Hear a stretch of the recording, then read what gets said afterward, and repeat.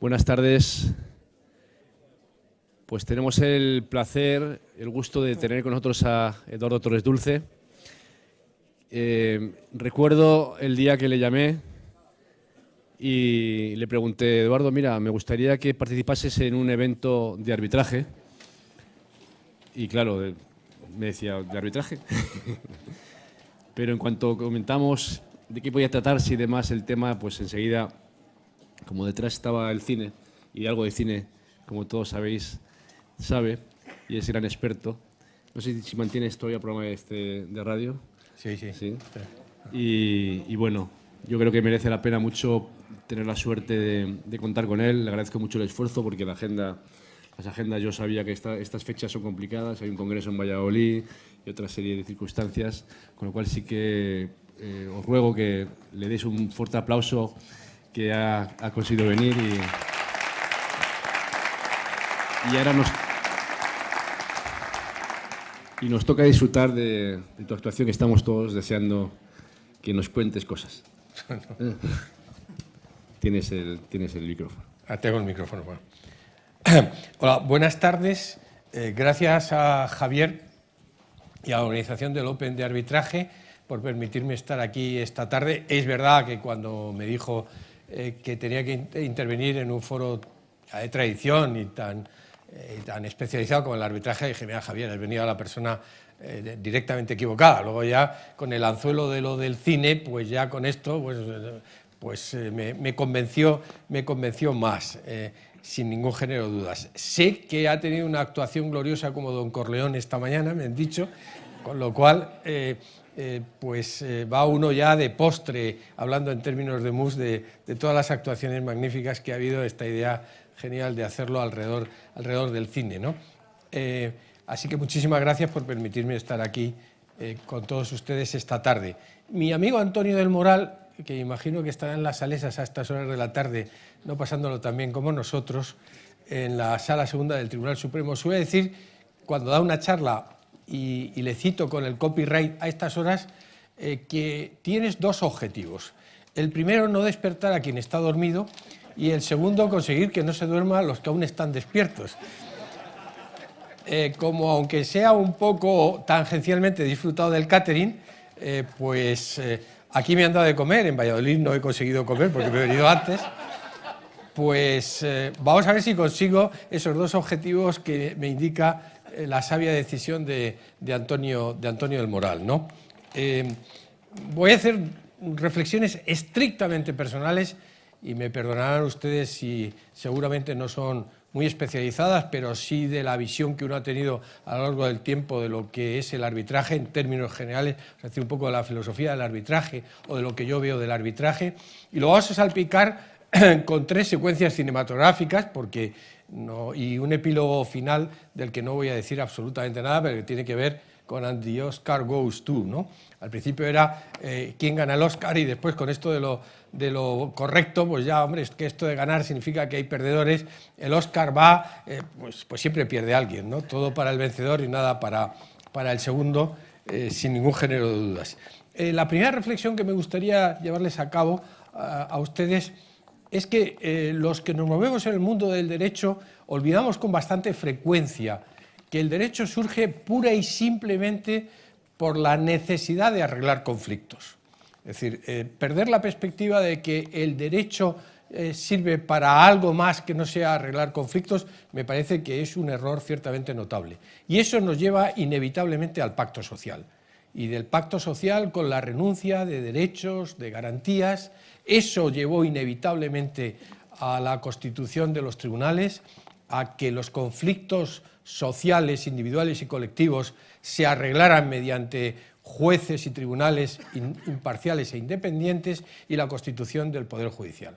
Aparece Montesquieu antes de que muriese por decisión de algún político español y esta es la construcción, los tres poderes, cada vez más predominantemente el Ejecutivo y el Poder Judicial, ¿no?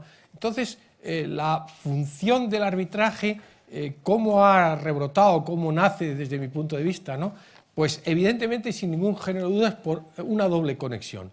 Primero, por esa conexión que lleva el derecho a ponerse de acuerdo para resolver conflictos individuales y colectivos, ¿no? Y en segundo lugar, por impedir, lo cual es correcto desde un punto de vista de una estructuración democrática de la sociedad, que la sociedad lo resuelva todo en los tribunales. Hay que pensar que no solamente la sobrecarga de litigiosidad enorme, y ahora diré algo de ello, de los tribunales y particularmente de los tribunales españoles, lleva a la eclosión del arbitraje. Yo creo que conviene decir que, siendo esta una razón evidente, sin ningún género de dudas, conviene también introducir la reflexión de que probablemente la institución de elementos, instrumentos, herramientas de mediación y la institución del arbitraje suponga también colocar otro foco al lado del poder independiente de la justicia. Que no solo los tribunales tengan el monopolio para resolver los criterios individuales y colectivos. Me permito decir que antes debe estar siempre la mediación, el arbitraje, las conformidades, que el litigio. El viejo adagio gitano de que más vale un mal arreglo que un buen pleito, o pleitos tengas y los ganes, es una verdadera razón de filosofía, vamos a decir, coloquial, de filosofía social, ¿no? ¿Por qué no se desarrollan, por qué no se incrementan los instrumentos de mediación en los procesos, aunque se avance en terrenos como el civil, mucho más complicado por la relación de las víctimas en lo penal? Es otra reflexión ciertamente importante. Pero esa reflexión básicamente de la necesidad de resolver conflictos es algo que proyecta la luz directamente con respecto al arbitraje. Uno de los últimos informes que he manejado de un grupo de estudios que estudia las estadísticas judiciales de la Unión Europea me ha dejado, no espantado, porque no es la palabra, pero sí ratificado de mi extraordinaria preocupación. Somos el tercer país de la Unión Europea con mayor índice de litigiosidad, por detrás de Eslovenia y de Eslovaquia, si no recuerdo mal, ¿no? Y además incrementando. Probablemente ni el Madrid ni el Barcelona van a ganar la Champions, pero nosotros vamos a ganar la Champions de la litigiosidad, ¿no?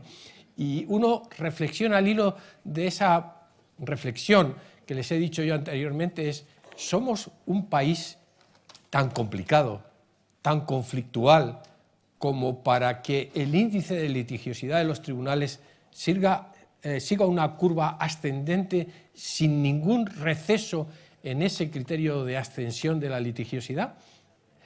Somos incapaces de encontrar espacios de mediación, de conciliación, de conformidad, para impedir que los problemas lleguen a los tribunales de justicia.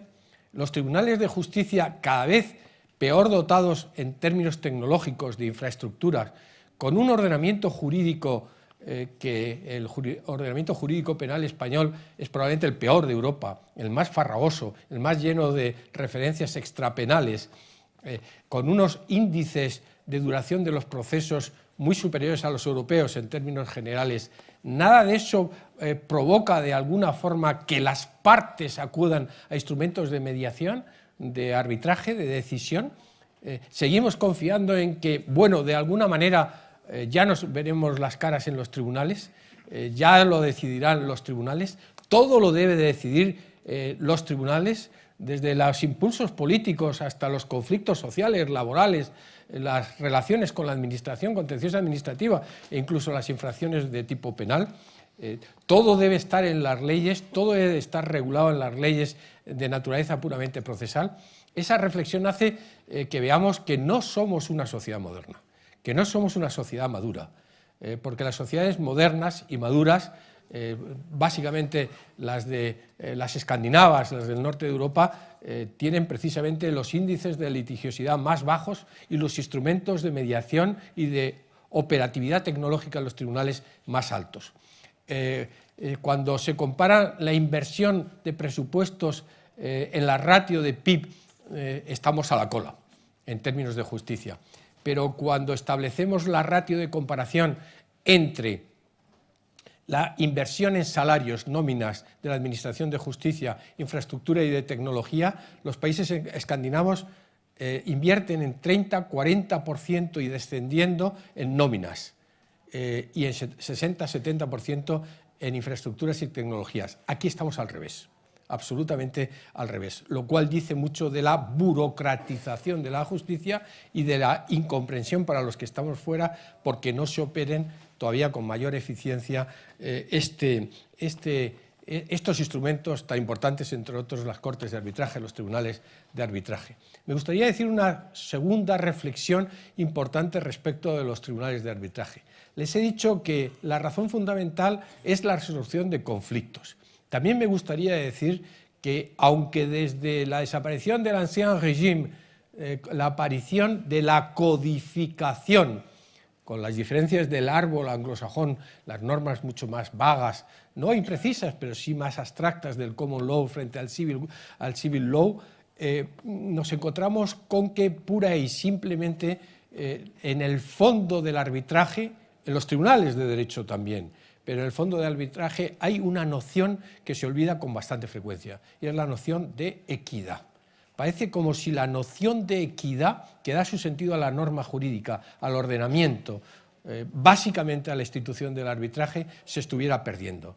Fuera como un desideratum del que se habla por hablar, pero que no tiene ninguna efectividad e incidencia de naturaleza puramente pragmática. Cuando uno ve las resoluciones, cuando uno estudia un poco determinados aspectos académicos, te encuentras con el concepto de la equity. En el common law tiene el verdadero sentido que hemos perdido, curiosamente, en aquellas partes de los ordenamientos jurídicos que deberíamos estar más próximos al derecho romano, mientras que ellos lo han pervivido mucho más adelante. Tengo un corte de una película fantástica que me imagino que ninguno de ustedes han visto, con lo cual le van a entrar ganas de verla, que se llama Matar a un ruiseñor. Yo sé que la mayor parte de ustedes no lo han visto. Vamos a ver qué dice uno de los mejores abogados de la historia, encarnado magníficamente por Gregory Peck, Atticus Finch. Vamos a escucharle. Acuerdo con ellos en la suposición, en la indigna suposición, de que todos los negros mienten, de que en el fondo todos los negros son seres inmorales, de que nadie se puede fiar nunca de los negros cuando se hallan cerca de nuestras mujeres. Suposición que solo puede brotar de mentes como las de esas personas, y que no es ni más ni menos que una mentira insensata. Una mentira que no es necesario demostrar a ustedes.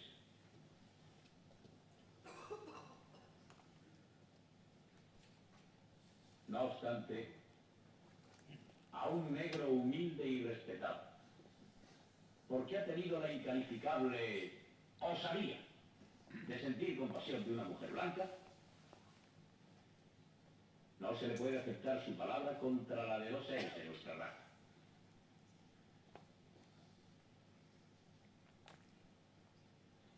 El acusado no es culpable en modo alguno. En cambio, hay otra persona en esta sala que sí lo es. Bien, señores. En este país, los tribunales tienen que ser de una gran equidad. Y para ellos, todos los individuos han nacido iguales. Como pueden ustedes comprender, los fiscales tenemos que ser los malos de la película, sobre todo cuando hay abogados como Atticus Finch y actores como Gregory Peck. Esa reflexión de que los tribunales tienen que ser de una gran equidad viene precedida de una afirmación nada cínica, muy pragmática de Atticus Finch, diciendo: ya sé que nuestras instituciones judiciales no son perfectas, pero son las que tenemos y son a las que hay que dar cabida en la resolución de conflictos. Fíjense ustedes que este es un caso en el que la mediación, el arbitraje, resulta imposible, porque existe algo que es muy importante y que roza ese concepto que les he dicho anteriormente, que son los prejuicios. No se puede juzgar socialmente, individualmente, con prejuicios, pero en un tribunal de justicia los prejuicios son terribles y me llevan directamente a una reflexión que se hace cada vez más importante en el campo del derecho y en el campo de las empresas de una forma radical, y es el concepto de ética empresarial.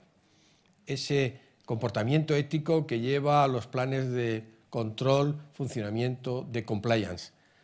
Ya una empresa no puede tener exclusivamente la visión del objetivo social o del dividendo que reparte a sus accionistas, que ese es el objetivo, sin ningún género de dudas. En este momento existen inevitablemente demandas sociales. La sociedad, las empresas, a todos nosotros, está demandando comportamientos anticorrupción, de igualdad, de sostenibilidad. Esos son los conceptos que están en el fondo del pacto del Estado de Derecho, lo que hace la calidad de una sociedad y la calidad de las normas. Y eso apunta directamente al concepto de equidad. Ese concepto de imparcialidad tiene que ver con respecto a los tribunales de arbitraje. No sé si ha surgido aquí o surgirá, pero la reflexión para los que hemos estado en tribunales de justicia, en mi caso una larga carrera, es interrogarnos acerca de si de verdad la estructura progresiva de los tribunales de arbitraje se rige por el concepto no solamente de juzgar en equidad, en la interpretación equitativa de las normas en concepto, sino si la elección de verdad de los árbitros responde a un criterio de dotación técnica, de conciencia profesional y de imparcialidad. Porque si no es así, estamos reproduciendo modelos que quizá con esa idea de la equidad, de la equity, del common law, probablemente no tienen ningún sentido. Esa reflexión acerca de qué árbitros elegimos para decidir una cuestión puede venir presidida por el pragmatismo. Podemos tener éxito, pero probablemente si manoseamos determinados conceptos estemos rebajando el carácter de eficiencia, el principio de llamada que puede tener siempre una institución a la hora de ser concebida como decente y necesaria social o profesionalmente. Ese concepto que lleva, desgraciadamente, a muchas decisiones de la judicialización del arbitraje.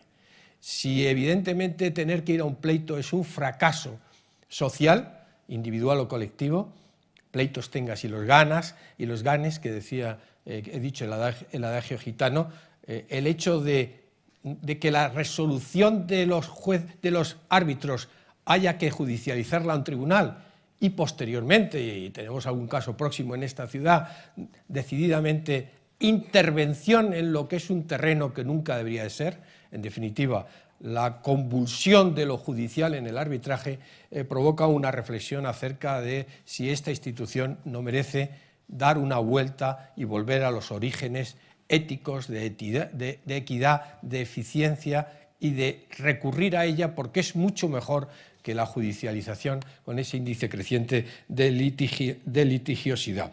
Yo tenía un corte que he tenido que suprimir cuando me enteré que don Corleone había sido invitado a esta sesión. Y es el corte del Padrino 1 cuando dice te voy a hacer una oferta que no puedes rechazar, ¿no? Bueno, eso entra dentro de la segunda reflexión que quisiera llevarles a ustedes y es los límites de las conformidades. Las conformidades en términos judiciales de la mediación, pero también cómo nos movemos en ese terreno muy cercano al arbitraje o ya dentro del propio arbitraje, que son las reflexiones de la conformidad. Y he cogido dos cortes que creo que reflejan muy bien la reflexión esta de poner en común determinadas circunstancias para encontrar un punto en común. Ese olvido de que la democracia obedece fundamentalmente al principio de igualdad para todos, pero luego y fundamentalmente al principio de lograr acuerdos razonables para todos y no solamente para una de las partes y encontrar salidas para los problemas. Y la filosofía del arbitraje reside en eso. Vamos a ver el primero de los cortes. Son dos cortes de una magnífica película basada en un caso real, la película Acción Civil, dirigida por Stephen Salian e interpretada por John Travolta. Es un caso, una class action de una actuación medioambiental desastrosa que provoca enfermedades de cáncer para una población. Hay una posibilidad de llegar a un acuerdo con esas enormes corporaciones internacionales con respecto a los perjudicados. El abogado que representa los intereses de la parte es John Travolta, en la película Jan Schlichtmann. Es un caso real. Van a ver ustedes cómo no se gobierna una relación profesional, una relación estratégica de conformidad, porque las estrategias forman parte del mundo del derecho y sobre todo de los procedimientos. Vamos a verla.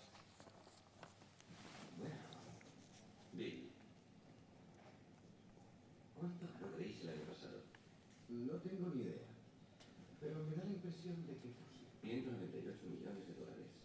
¿Y Beatriz, Jerry? ¿Qué? 436 millones. Juntos son 634 millones. Eso en un año. Neto.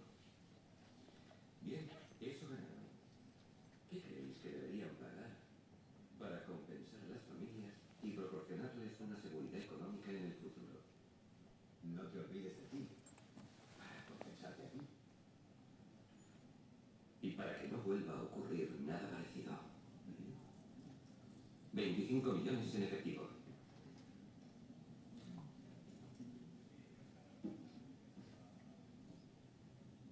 Y otros 25 millones para crear una fundación que estudie la relación entre los residuos peligrosos y las enfermedades.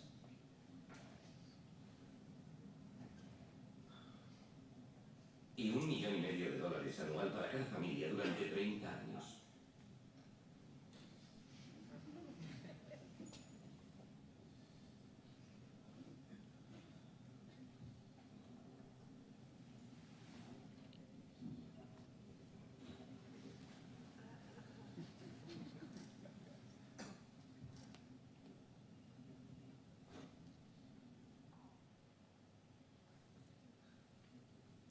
$320 millones.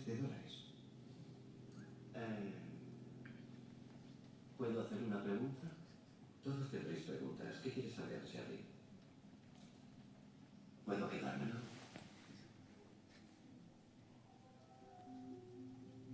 Gracias.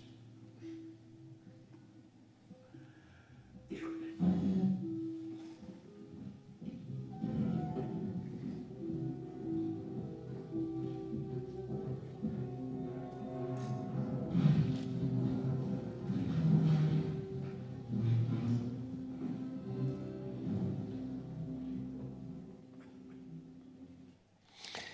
Bien, reflexionando acerca de los límites del arbitraje, de los límites de las conformidades, ¿no?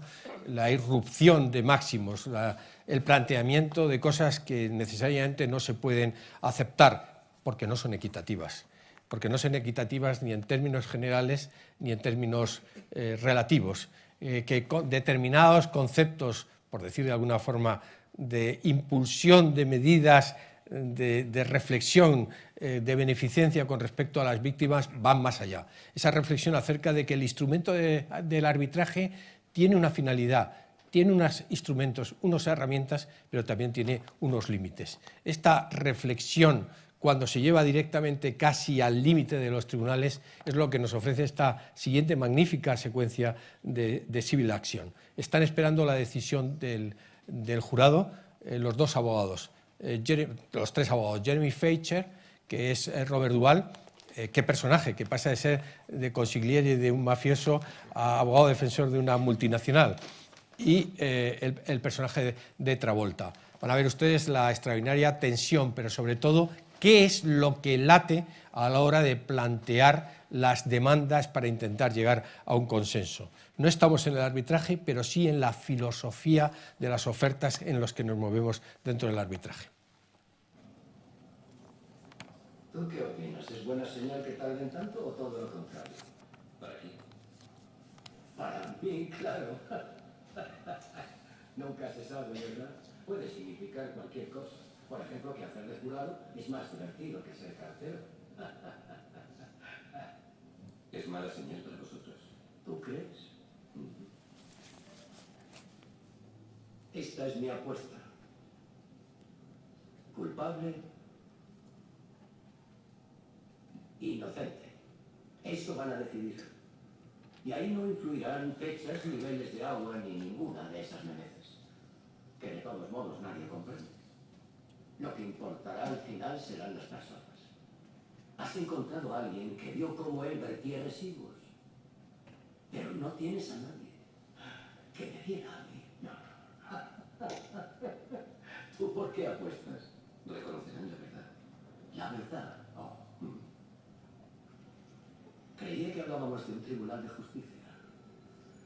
Ya deberías saber que un juzgado no es el lugar idóneo para buscar la verdad. Con suerte puedes encontrar algo que de algún modo se parezca a la verdad. Ya. ¿No estás de acuerdo? Murieron 8 niños, Jerry. Ya, ese traje te sienta mucho mejor que el sentimentalismo. Así es como has ganado tanto dinero durante estos años, ¿verdad? Esos niños dejaron de importar en este proceso en cuanto cursaste la demanda, en cuanto entró en el sistema judicial. Sí.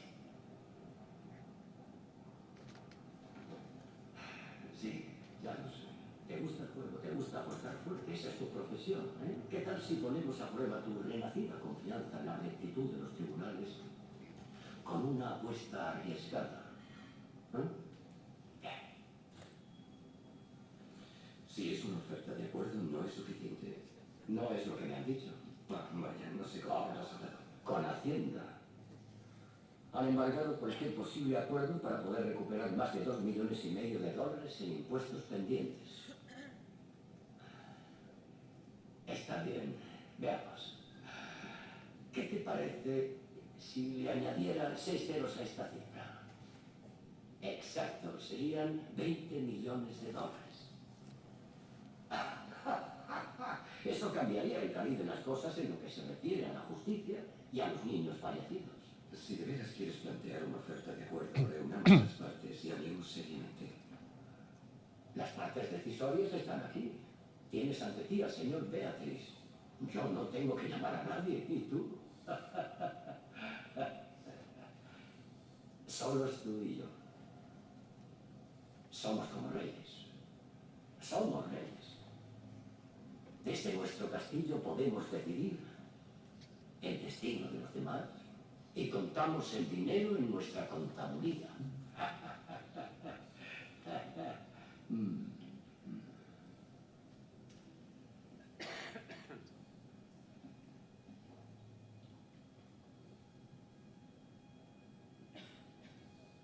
Voy a dejarte esto aquí. Me retiraré a mi salón del trono hasta que decidas. ¿Sí?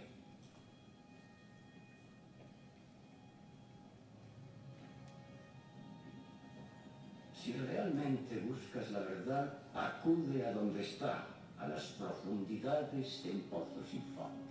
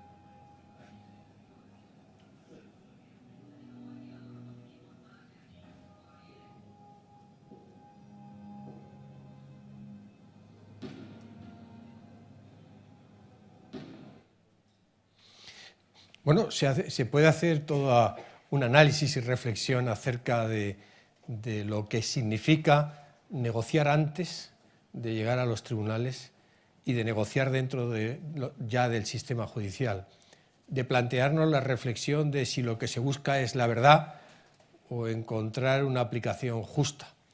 En la película, el caso Winslow, el abogado dice, le dice la chica a Winslow, hemos ganado Sir Robert porque se ha hecho justicia, y este dice, no, hacer justicia es muy fácil, hemos hecho algo mucho más difícil, que es lograr que se haga lo justo.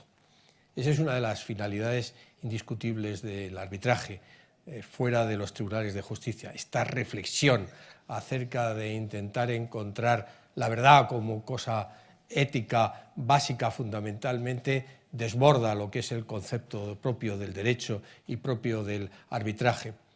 No tener las cosas claras lleva a la confusión, y hay que reflexionar si en determinadas instituciones desbordar la naturaleza, los intereses, los objetivos, no lleva a una confusión prácticamente de Oscar, como vamos a ver ahora mismo.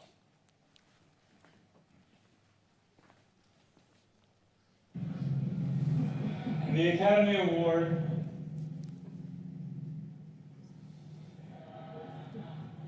for Best Picture. La La Land.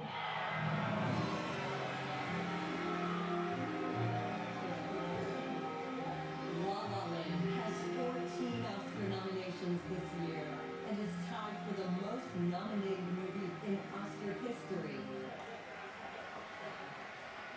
It's the love of my life, Ali Lilly. I'm not here because of you. I love you so much. It's my family, maman, papa, Jeff, Omaz, vous adore.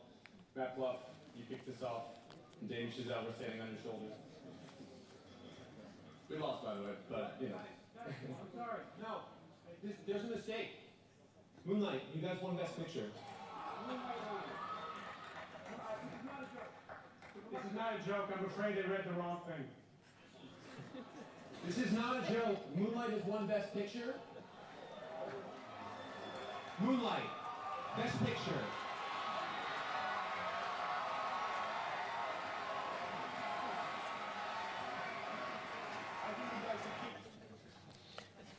El arbitraje es una institución tan poderosa que no es posible cometer errores, de tal forma que al final, y lo dijo muy bien don Miguel de Cervantes, en la grande polvareda perdimos a don Beltrame, que por acudir al arbitraje perdamos el objetivo básico, que es lograr el mejor de los acuerdos posibles en concepto de equidad para cada una de las partes, con la perspectiva del derecho, para no tener que ir hacia los tribunales. Decía Woody Allen en una película que él no podía escuchar a Wagner porque le entraban ganas de invadir Polonia, ¿no? A ninguno nos gustaría escuchar, tenemos la perspectiva de un pleito, porque te entran ganas probablemente de invadir Polonia o de suicidarte en determinadas cosas, en costes de tiempo y de dinero. Y van a permitir ustedes, agradeciendo a Javier su invitación y a ustedes la paciencia y que no se hayan despertado o que se mantengan despiertos después de esta breve charla mía, una anécdota que me gusta contar, que contaba Katharine Hepburn en su libro de memorias.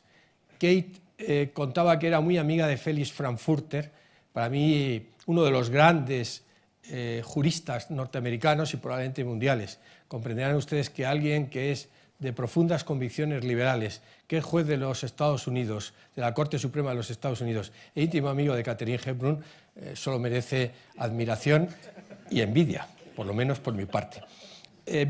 Cuenta Kate Hepburn que le pidió que le acompañara a darle la noticia a su maestro, allí que se fueron, maestro ya nonagenario, les recibió, estuvieron charlando y el maestro se quedó dormido.